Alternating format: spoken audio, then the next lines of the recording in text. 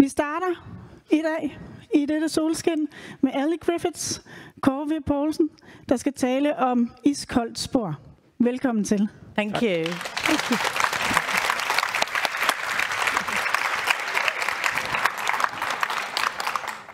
Jeg skal bare lige sikre mig, at mikrofonen virker, og I kan høre det nede bagved.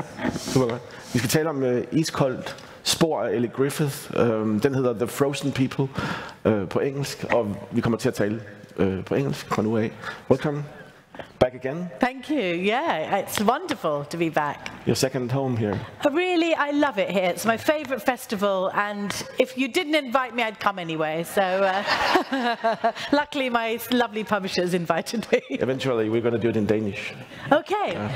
I've spent all yesterday trying to say the name of my own book. Iskoldt spor. Yeah, exactly. Yeah. And good morning to all of you out there. Welcome to a new edition of Krimimessen. Hopefully you'll have a great weekend here. Why do you think they're here?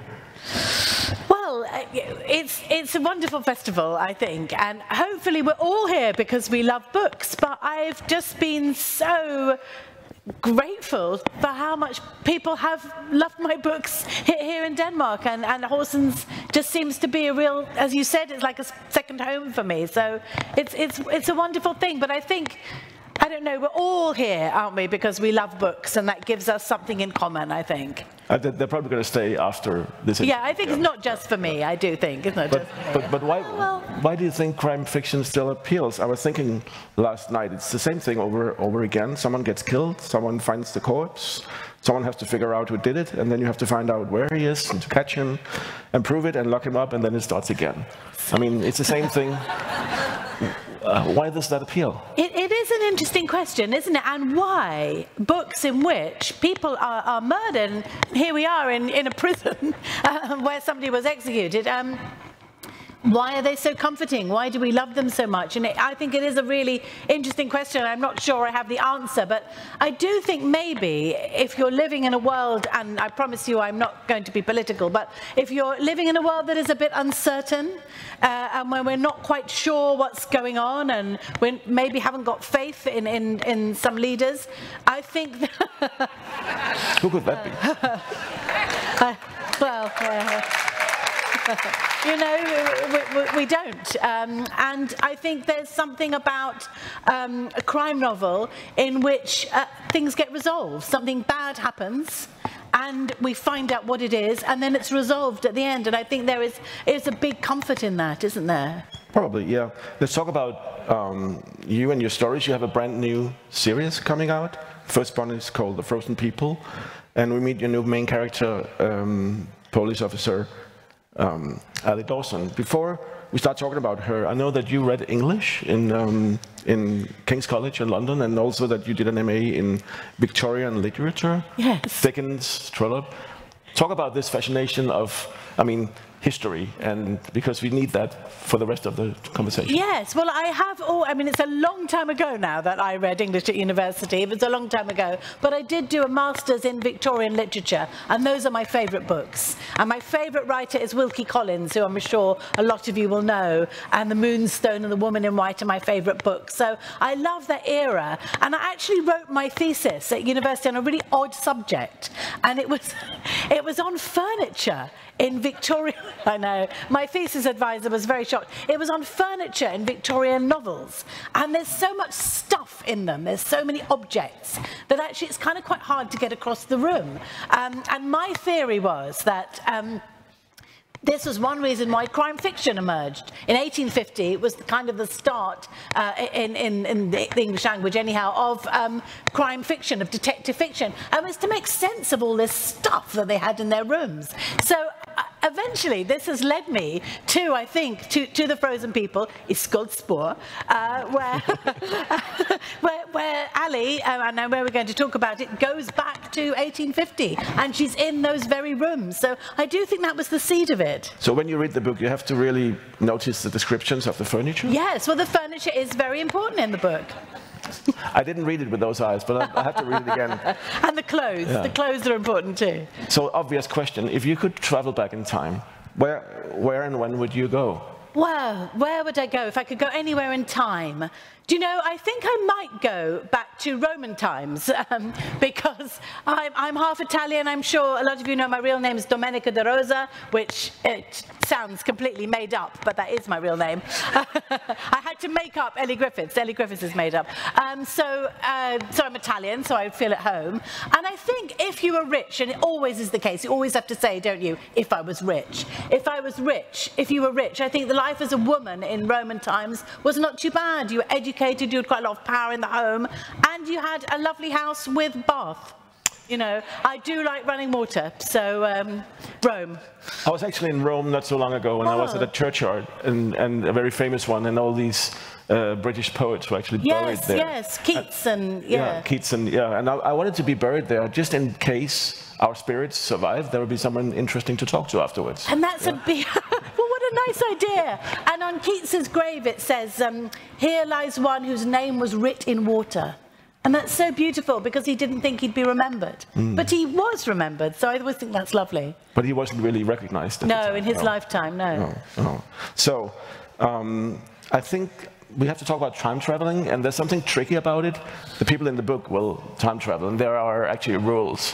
Because if you if you affect something, it might end up actually changing something today, and you may not be born. Yes. Time travel is a nightmare. I have to say, I've always wanted to write a time travel book. And, you know, when I was young, and I loved books that had time travel in them. I loved television programs like Doctor Who, or where people do travel in time. So I've always wanted to write one. But like you said, there are problems, because if somebody goes back in time to solve a crime and they stop it happening, well, then it never happened. So there are all these real problems. You have to get round them somehow. And of course, there are no rules because, as far as I know, no one's time traveled. But you have to make your own rules. So I did make certain rules, and I felt that it was really important. So I really don't want anyone to be put off by the time travel. I honestly want to say to you that if you like Ruth, you'll like Elly, and it's a similar story, and you just have to imagine her traveling in time. But there are rules, and of course the other thing is the rules have to go wrong. Of course. So but it's not a sci-fi book. I mean, it's not. No, it's just very easy. They stand in one place and poof, you go back. Thank you. It's not sci-fi, and I didn't really. There is a brilliant Italian physicist in it who makes it possible for them to time travel, but I don't explain how. Because I don't know. But the good thing about time traveling also, I mean, you can go back and, as they do here, study something. We'll come back to that, or you can change something. What would we change if we want to change one thing? Oh, I don't know. What if we could change? I really don't know. I mean, I read about this guy who bought a lot of bitcoins, and then his wife threw out the hard disk, and he's really sad because he lost a lot of money. Maybe we should help him. Oh, okay. That maybe wouldn't be my first thing. I was thinking maybe, maybe stopping guns or something like that. Or although they were invented by an Italian in Pistoia. Pistol was invented it, so sorry. So crime solving through time traveling, and a time traveling detective. A bit niche, isn't it? a bit niche, and it was something that was in my head for a long time. I just had a real fascination with it. But I think when I came across the character of Elly and sort of worked out how to do it, I don't think it is niche in a way. I think it is just a crime book, which has a crime in the present day, a sort of quite political crime. A politician is killed. And then there's a crime in 1850 as well. So in some ways, I do think it is just a crime novel that has some time travel in it. But yes, it is a bit niche. All your books are like character-led. I mean, I guess all stories are in some way, because something changes to them during the book. But tell us about the idea and the series and your main character, Elly Dawson. How is she different from the other heroes you've been working with, like Harbinder Kaur and Ruth Galloway? Well, so Elly Dawson, when we meet her, she's 50 years old. She lives and works in the East End of London. She's been married 3 times, and she has one grown-up son who works for a politician. So that's her. We meet her in the very first pages of the book. And I think in some ways there are similarities with Ruth Galloway and Harbinder Kaur, because she's a strong woman and living in a kind of man's world. She's very confident about some things, excuse me, in her life, but perhaps not about everything. But she's different in other ways, I think. And funny enough, she has quite a strange start in life, because she came in my head from the character in Chaucer's Canterbury Tales called The Wife of Bath. Does anyone know The Wife of Bath? So in the Canterbury Tales, it's written in the 1300s, so obviously I'm being very modern with my inspirations. But there's this amazing woman in the Canterbury Tales who's called the Wife of Bath, and she's been married 5 times, and she has a gap between her teeth, and she's called Alison. So that is she was really the spark that created Elly Dawson. So you stole her? I stole her in a way, or she's time traveled. Yeah, maybe. How much of the plot can we give away? I mean, they're probably going to read it anyway, but still, I mean, Elly is part of a secret team, like a cold case unit. Yes. Which you have to explain what it is. They're working in a very anonymous building in London. And the joke is that the cases are so cold, they are the frozen people. Yes, yes. So they're not just cold, they're frozen. So Cold Case is a case I'm sure you know, because they feature in quite a few crime novels, a case that happened a long time ago and has never been solved. So yes, Elly is a detective. She works in this very close-knit group, and I realized from the Ruth books that I like writing about a group of people working together, and I love that interaction. And in some ways, you know, I love programs like The Office, where people work together, and her boss even has a world's best boss mug. I like writing about that, but so they already, when we meet them in the first pages, they've already travelled in time. I thought the best thing was to bring us straight into this world, but they've only travelled, and this is because they have this, yes, and only for a couple of years back, so that they haven't really gone very far, but they do have this amazing Italian physicist called Serafina Pellegrini, who calls herself Jones. She's worked out how to do it, so they've already travelled in time, but then Elly is asked to go back to 1850, which is much further than she's gone before. Why is it her who has to go? I mean, she's an atheist, a feminist, and a socialist. Going back to the Victorian times, yes. How well equipped do you think she is for that? Well, she talks to her old university professor about this, and Elly is a woman who didn't have that much education and has worked her way up from quite a poor background, but she went to university as an adult, as a mature student, and she talks to her lecturer about it, and her lecturer says, yeah, Elly, you're a feminist, you're an atheist, you're a socialist, they'll burn you at the stake. And Elly says, that's fine, you know, and in fact there were Victorian socialists and atheists and feminists, which some of whom Elly meets. So yes, I think what I wanted was to make her a very modern woman going back in time, and she has bright red hair, which I have to say is something I've always wanted to have. You know, that red that's like this, you know, it's like the red that, or you know, or like this pink, you know, a colour that you couldn't have in nature. And she has a nose ring, and she has to totally change her appearance to go back. So, and I have to say that was a big fun thing for me, just thinking about what she would have worn and how she would have done things. And I was interviewed in Britain a couple of weeks ago, and the man who interviewed me said, Doctor Who, you know Doctor Who? Yeah, so he said, Doctor Who has been on television for 60 years, and he's never been to the toilet. He's never been to the loo. And he said, this interviewer said, but in your book, we find out immediately how she goes to the loo. But I would have thought, I was really interested in that, because you're wearing all these clothes, and how do you do that? So it's a lot of it is about what it was actually like to be in 1850, you know, wearing all those clothes, wearing a corset, steering her way through this really, even the way she talks, she has to think about the way she talks. So really just about what it would actually be like to be there. And I have to say, that was the most fun thing of all, really. So what was it actually like? I mean, now you studied the times and even the furniture. Yes. It's probably quite cold. Yes, well, this book is it's frozen. February. Yeah, it's in February, so it's Iskoldt. It's very, very cold. So, and stinky? Yeah, it's in some ways quite stinky. I think the streets would have smelt quite a bit, and you had horses there as well, and you didn't have much. The Romans had indoor plumbing, but Victorian Londoners didn't have indoor plumbing. So there were challenges to life there, and I think yes, you were often very cold, although in 1850, women, it was before the crinoline, so women had about 5 layers of skirts, so actually that kept you a bit warm, so she's quite grateful for that in a way. But yes, and also things like you couldn't stay up too late because you didn't have enough candles, you know, you had to, and she has this whole issue about how does she spend her time in the evenings? She doesn't have her phone. What does she do? She reads while she can, and the other thing that her tutor says is you need to learn to sew because that's what people did in the evening, but she can't do that either. So it just those practical things about how life would have been. Would they have gone out in a carriage at night? Well, how would they have seen, you know, if there weren't street lights, and would they have oil lamps on the carriages, and if they had the cheaper sort of candles and they didn't last very long. So all those things were very interesting to me. And to me, when I read it, yeah. So she's not back to solve a crime, she's back to figure out something. Yes. But very coincidentally, when she arrives, a woman is murdered in the same room. Yes. What a coincidence. Yes, yes. Well, is it a coincidence? Because as Jones says to her, it's all happened before. So it's all, in a way, like a big case of déjà vu. You know, that feeling that you have. And I think we've all had it, right, where you go somewhere and you just think, I've been there before, I know what this is like. And so, in a way, maybe it isn't a coincidence. Maybe she's been brought that at just that moment. Yes, so a woman is murdered in a house full of artists, and she was an artist model.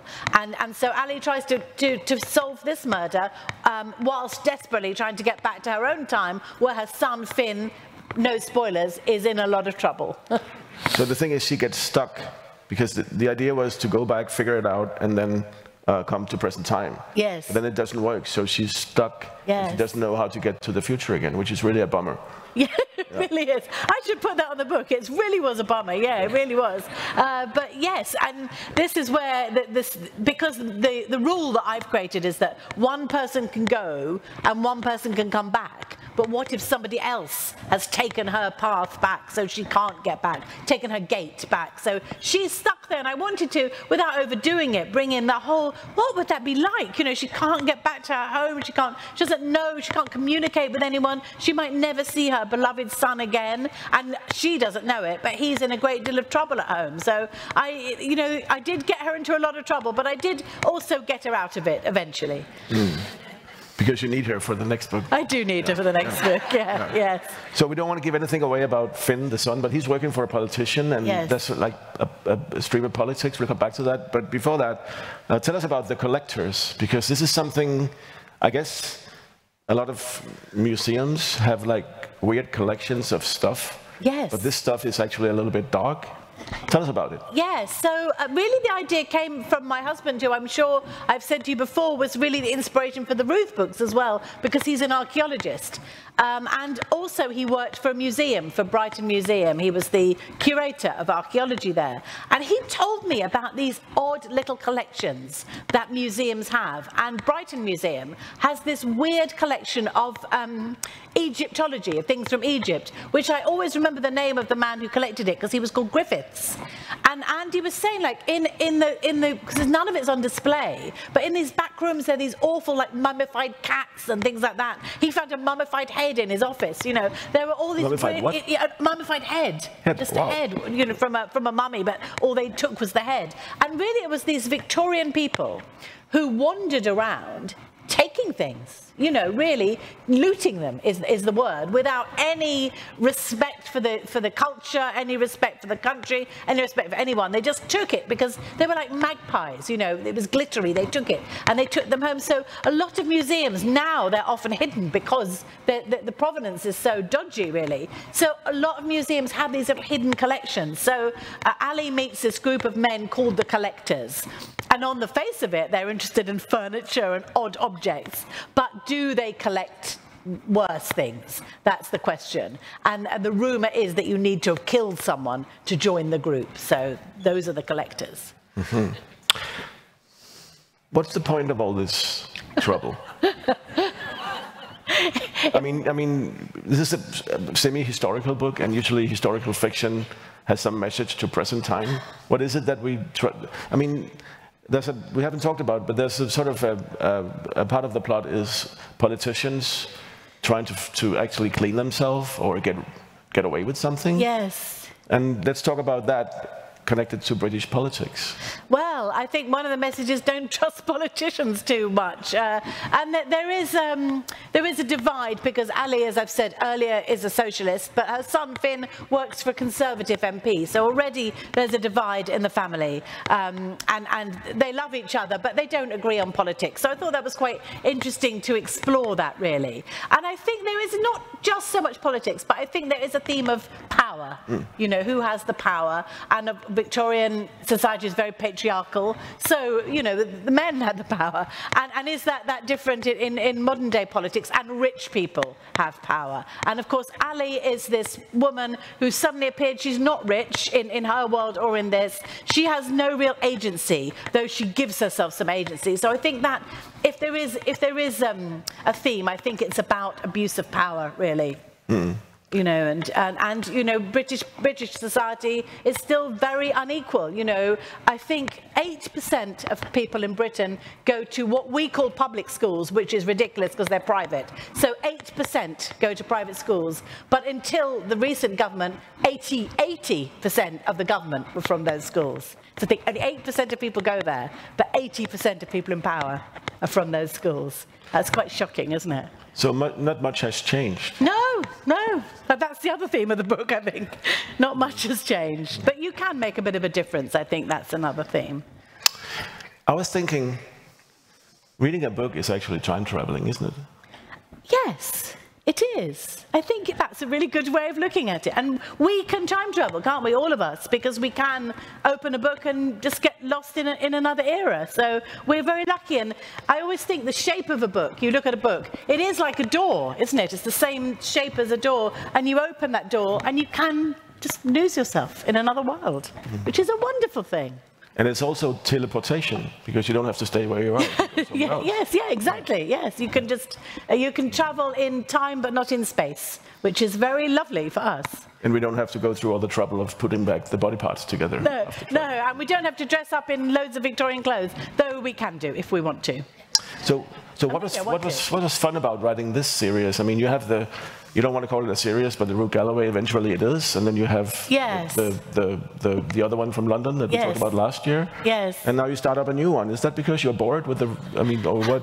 No, not at all. And I think the Ruth books definitely are a series. Our Binder books are a bit different, but no, but I did feel that that chapter of Ruth's life was over.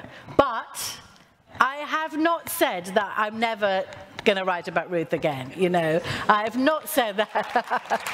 Thank you. So, you know, I might well write about you again, but that chapter is over, and I think Ruth and Nelson now need a bit of privacy. They now need a bit of time on their own. So I did want a new challenge. I wanted to write about a new character, and the character of Ali was there in my head wanting to be written about. So I think, as you said, Earl, I think that's so right. Everything's character-driven, isn't it? It certainly is for my book. So if I have a character, I want to write about them. So yes, and also I have had this obsession with Victorian London that has always been in my head. So that went into the book. But of course, there is going to be a series. So I've just finished book 2. But she's not always going to travel to the Victorian era. I mean, she could go anywhere. And that's quite exciting. Yeah, she can escape from... She can. And maybe that would be nice, just to escape for a while from this. Yeah, I think maybe that is the thing as well. We all need a bit of escape at the moment, don't we? That's what books can do for you. So do you want to tell us where we're going next time? Sorry? Where are we going next time? You probably finished it now. Yeah, I have. So next time is actually the Victorian era again, because it's 1851, which is the time of the Great Exhibition, which was a real... big thing in London. So, and she gets involved with this group of mesmerists, people who were sort of, Victorians were very, it was an interesting era, and they were very keen on ghosts, on spiritualism, on mesmerism. So she gets involved with this group of people who believe, amongst other things, that they can fly. So, so that's book 2. But book 3, I think, will be more modern, so maybe the 1960s or something. Thank you very much for coming and sharing. Thank you very much. Thank you.